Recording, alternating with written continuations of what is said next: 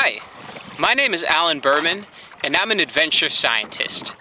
Now, any passionate scientist will tell you that every scientific endeavor should be an adventure, whether it's done in the lab or out in the field.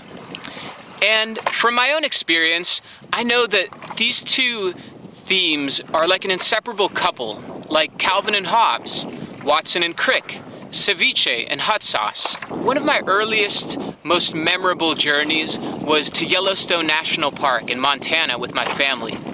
I still remember the weighty sense of responsibility of carrying all my own food and shelter on my back. Also, the very idea that wilderness existed and that there were real dangers like bears and boiling hot springs that could swallow you up.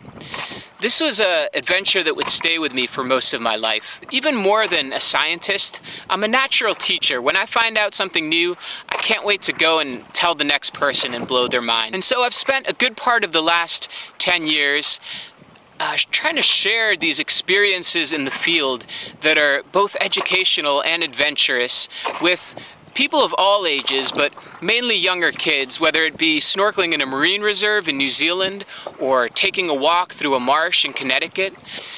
I've found that throughout the world, many people just don't get the opportunity in their busy days to step outside and really appreciate the natural places around them.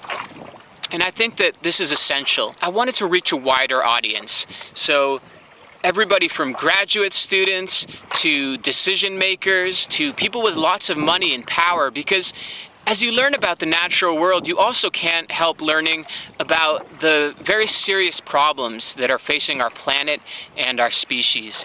And it's really been an inspiration to try to meet these problems in the strongest way possible by using my talents, like my love for teaching and art and science. And so I'll get to my point because I don't want to drift too far out to sea.